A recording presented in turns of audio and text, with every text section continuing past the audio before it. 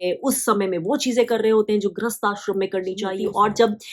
वानप्रस्थ आश्रम आता है उस समय पे आजकल के जो पेरेंट्स होते हैं, आजकल के जो इस तरह के कमेंट्स डालने वाले पेरेंट होते हैं,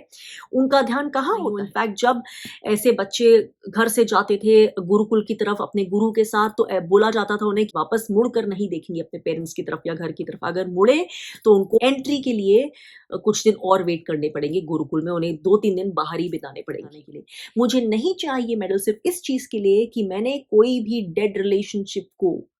लो वाइब्रेशनल रिलेशनशिप को, या ऐसी रिलेशनशिप को जिसमें मैं अपना best version, God given version बन ही नहीं सकती हूँ, जिसमें मुझे अपने आप को मार्टिर करना पड़ रहा है या अपने आप को अनवर्दी रख के आगे चलना पड़ रहा है, या जिसमें मुझे कम करके खुद को आगे चलना पड़ रहा है, ऐसी रिलेशनशिप को मैंने अंत तक जिंदगी के खींच लिया। Wow, clapping. क्योंकि ये तो कोई भी कर लेता है, और इनफैक्ट कर ही रहे हैं। Most people of the population यही कर रहे हैं, क्योंकि इसके लिए कोई स्पेशल हुनर, टैलेंट, गिफ्ट या हीलिंग या एफर्ट नहीं चाहिए। एक रिलेशनशिप में है, अगर आप कुछ नहीं करेंगी वो अंत तक चल ही जाएगी, खींची जाएगी। बाय द वे, बागबान मूवी के ऊपर मैंने इसी तरह का एक सटारिकल वीडियो बनाया था। हम ये हील्ड होते तो कैसे होते तहत अपनी सीरीज में, तो आप अगर उसको चेकआउट करना चाहते हैं, you can always do that, the link has been given.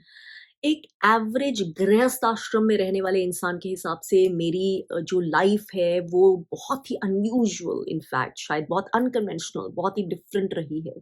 In so many ways. इसका मतलब ये नहीं है अनयूजुअल होने का कि उसमें बर्डन्स और चैलेंजेस कम रहे हैं, इनफैक्ट हो सकता है कई कई तरह से वो ज्यादा रहे हैं। और इसका मतलब ये भी नहीं मैं कहना चाह रही हूँ कि उसमें जो हैप्पीनेस है या पीस का कोटा है वो कम रहा है। इनफैक्ट हो सकता है वो भी कहीं कहीं जगहों पे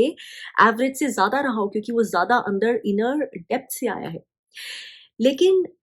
जो एक एवरेज हाउस होल्डर की लाइफ होती है, जहाँ पर वो अपनी गृहस्थी चला रहा होता है, चाहे जैसे भी, आराम से, सक्सेस से या फिर मुश्किल से,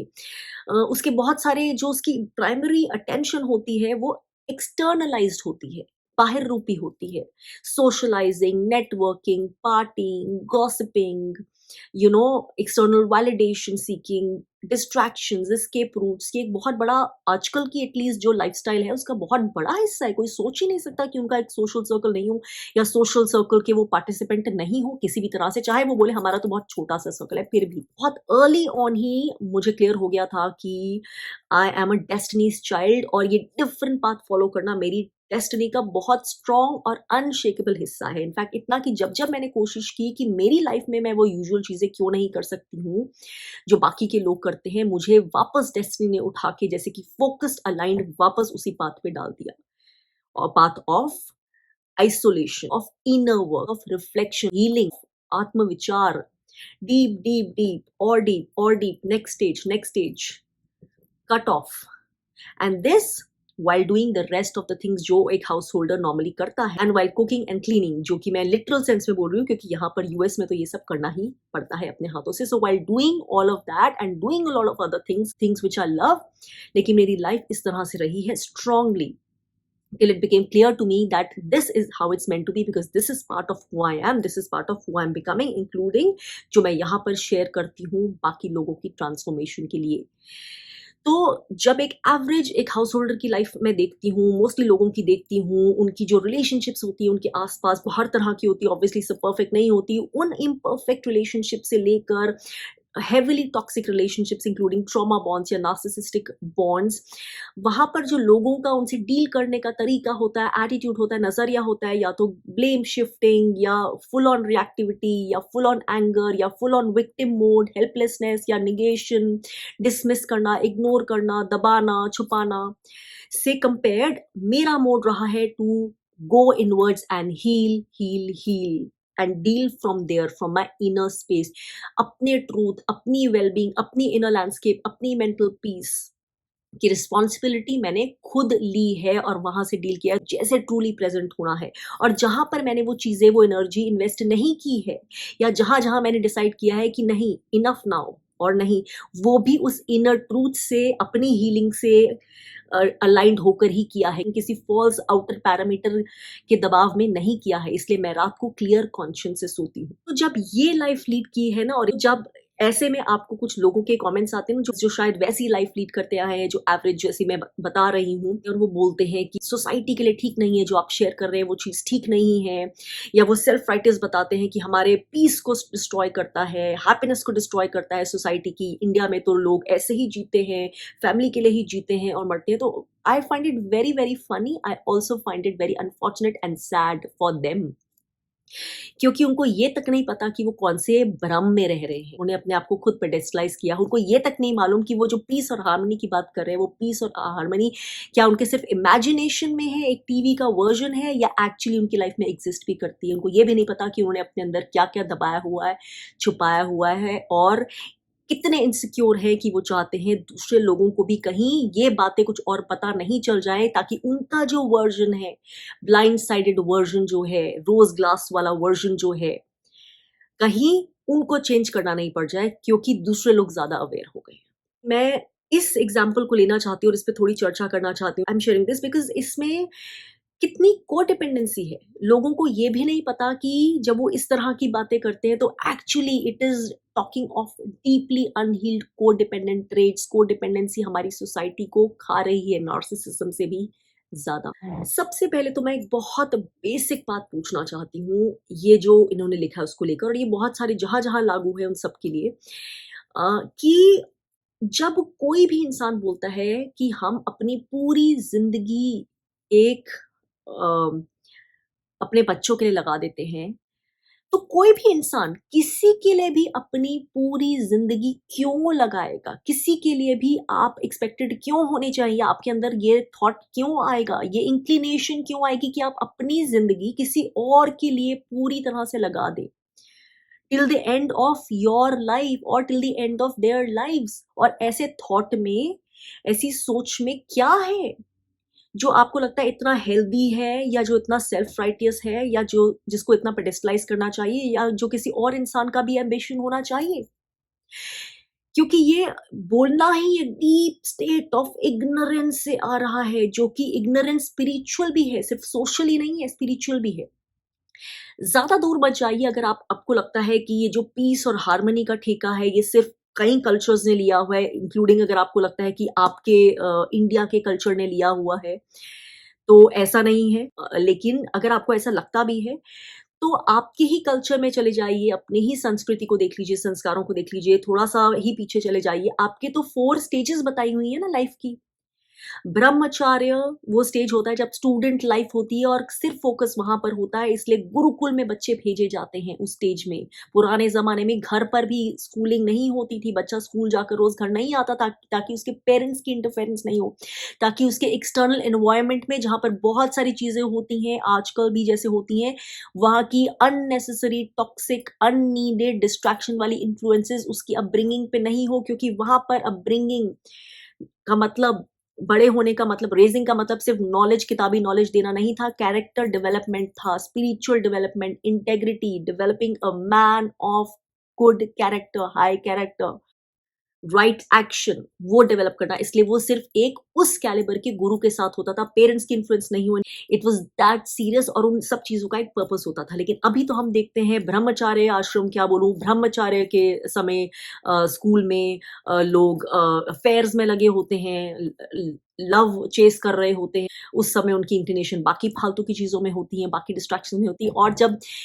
वानप्रस्थ आश्रम आता है, यानी कि वो स्टेज ऑफ लाइफ जहां पर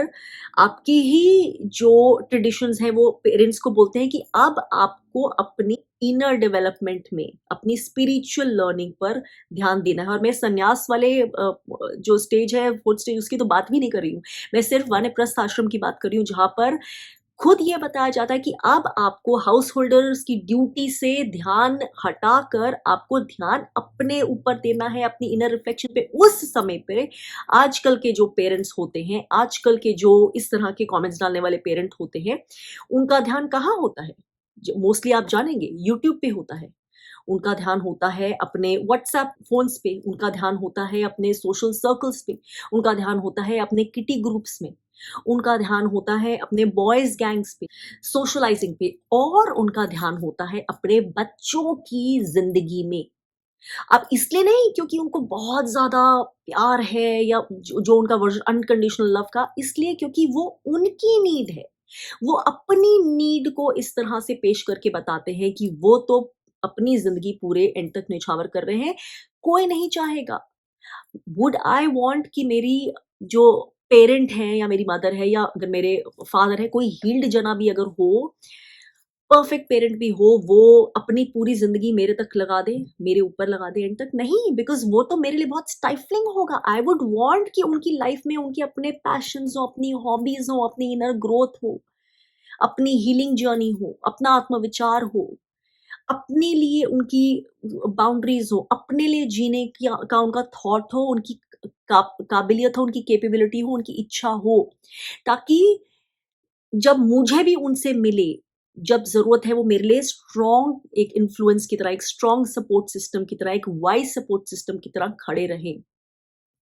ना ऐसा हो कि वो अनहील्ड हैं कि मेरे लिए प्रेज़ेंट ही नहीं होते, they are not a genuine part of family, I can not count on them, ज़रूरत पड़ने पर भी वो नहीं हैं, मेरी खुशी में, गम में शेयर करने के लिए वो नहीं है। ना मैं ये चाहूँगी कि वो जी ही मुझसे रहे हैं, अम्बिकल कॉर्ड अभी तक हटी ही नहीं है, वो वहीं से साँस ले रहे हैं, वो वहीं से हवा-पानी ले रहे हैं। और एक पैरासिटिकल इन्फ्लुएंस मुझे फ़ील होती है कि मुझे मैं अपनी ज़िंदगी जी नहीं पा रही हूँ। There is a presence on my back, there is something breathing down my neck. और यही होता है। ये जो चीज़ बोली जाती है ना, इंडियन पेरेंट्स तो अपने बच्चे की पूरी ज़िंदगी के अंत तक उनके साथ होते हैं। इसका मतलब इन अदर वर्ड्स यही होता है कि हम उनको छोड़ेंगे नहीं, इसीलिए आप उनकी ज़िंदगी में इंटरफेयर करते हैं, इसीलिए आप उसमें इंटरफेयर करते हैं, उनको कब शादी करनी चाहिए या कब नहीं, इसीलिए आप तब इंटरफेयर करते हैं, उनको बच्चे अभी करने चाहिए या लेट, इसलिए आप तब इंटरफेयर करते हैं उनकी गृहस्थी में, इसीलिए आप की मिसअंडरस्टैंडिंग ज़्यादा होती हैं, इसीलिए आप फिर अपने आप को विक्टिम हुड में ज़्यादा ले जाते हैं, इसीलिए आप अपनी ज़िंदगी में खुश नहीं होते हैं, इसीलिए आपका अपना कोई जो है लार्जर पर्पस नहीं होता और इसीलिए आप इतने डीप टॉक्सिक ज़ोन में रहते हैं और इसीलिए फिर आप प्रोजेक्शन किसी और पे करते हैं। सच ये है। और मैं तो इतना हार्श सच भी नहीं बोल रही, एक वो जो हरियाणवी वाले अंकल हैं ना जो इसी तरह की वीडियोज़ बनाते हैं इंडियन फैमिली सिस्टम में, कभी-कभी मेरी फीड में आ जाते थे इसलिए मैं देखती थी। वो तो कभी-कभी मुझे लगता है बहुत वन साइडेड जो हैं बच्चों का सपोर्ट करते हैं, पेरेंट्स को काफ़ी ज़्यादा एक तरह से क्रिटिसाइज़ किया जाता है उसमें, तो मैं तो एनी डे जो राइट पार्टी अगर parents right party any day मैं उनका सपोर्ट करूँगी क्योंकि मेरा पर्पस ये नहीं है ये जनरेशन सही या वो जनरेशन सही, वो टाइम सही या ये टाइम सही सही या ये वेस्टर्न सिविलाइज़ेशन गलत या इंडियन सिविलाइज़ेशन सही, ऐसा कुछ नहीं। मेरा है जो ट्रूथ से आएगी ना और जो राइट एक्शन से आएगी, जो धर्म से आएगी, जो इनर हीलिंग से आएगी, वो चीज़ अपने आप सही होगी और जो भी उसको चाहे इम्बाइब कर रहा है। जो नहीं इम्बाइब कर रहा, वो उसका एक्शन अपने आप सही नहीं है and every can be found in mixed ways in different people, different cultures, different civilisation, हमें वो सब सीखने की ज़रूरत है। तो यही क्वेश्चन है सबसे बड़ा यहाँ पर कि आप अपनी ज़िंदगी, आपके खुद के जो संस्कार हैं, जो आपके पुरातन से आ रहे हैं, वहाँ पर भी आपको नहीं बताया गया कि आप अपनी पूरी ज़िंदगी किसी बच्चे के ऊपर लगा दें या किसी के ऊपर लगा दें, तो आप इसको कहाँ से हील्ड चीज़ समझ रहे हैं? यही कोर है आपकी अनहील्ड स्टेट का, यही कोर है कि आप अपने अंदर क्या-क्या दबाकर, छुपाकर जी रहे हैं, यही कोर है कि आप क्यों तरस-तरस कर जिए हैं, यही कोर है कि आप अंदर से एक्चुअली चाहे बाहर जितना भी दिखावा करते हैं, खुश क्यों नहीं? यही कोर है कि आपकी खुशी सारी इतनी डिपेंडेंट क्यों है किसी और के ऊपर, किसी स्पाउस के ऊपर, किसी बच्चे के ऊपर, किसी आंट पर, किसी अंकल पर, किसी सिबलिंग पर, क्योंकि आपने कुछ छोड़ा ही नहीं, आपने सब वहाँ लगा दिया है, अपनी रिस्पॉन्सिबिलिटी जो खुद के लिए होनी चाहिए, अपनी हैप्पीनेस, अपनी पीस, अपनी ग्रोथ, अपनी वेल-बीइंग, अपने जॉय की आपने ये वर्ड्स देकर किसी और पे थोप दी है। अब उस इंसान की रिस्पॉन्सिबिलिटी, उसका बर्डन हो गया है कि उसके एक्शन से, उसके वे ऑफ बीइंग से उसको आपको खुश रखना है ताकि आपको आपकी फीड मिलती रह सके। आपने तो बड़े आराम से बोल दिया कि पूरी ज़िंदगी आप लगा देते हैं किसी के ऊपर, लेकिन ये थॉट ही एक बहुत डिसफंक्शनल और अनहेल्दी थॉट है, इसमें कोई हील्ड थॉट नहीं है।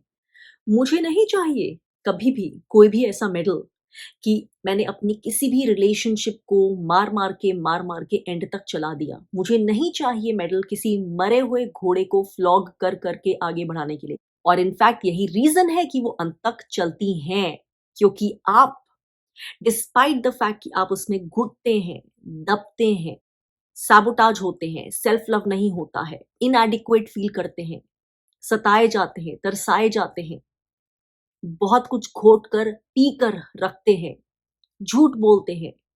माइंड गेम्स खेलते हैं, मैनिपुलेशन होने देते हैं, मैनिपुलेशन करते हैं, फिर भी आप बने रहते हैं। आप सोचते भी नहीं हैं कि इसमें क्या गलत है। मुझे वो मेडल सिर्फ अपने अंदर से चाहिए, अपने इनर सेल्फ से और गॉड से चाहिए, ईश्वर से चाहिए, कि मैंने अपनी हर रिलेशनशिप में अपना हाईएस्ट वर्जन होके जिया एट एनी गिवन स्टेज, वो रिसीव किया जिसके मैं एक्चुअली वर्दी हूं, उससे कम नहीं, उससे लेस नहीं। और इसीलिए मैं उस दूसरे जने को भी वो वर्जन दे पाई, अपना बेस्ट वर्जन, जो वो इंसान भी डिजर्व करता है या करती है। ये है मेरा मेडल और सिर्फ यही मुझे चाहिए। और ये किसी से प्रूफ लेने के लिए नहीं, किसी से सर्टिफिकेट लेने के लिए नहीं, क्योंकि वो सारी चीजें फेक होती हैं, झूठी होती हैं। उसके ऊपर जेन्युइन खुशी, पीस, होलनेस, हैप्पीनेस, फ्रीडम के कासल्स कभी नहीं बनते। अगर बनते हैं तो वो टावर होती है ना जो डिस्ट्रॉय होने वाली टेढ़ी सी, वैसे ही टूट जाते हैं।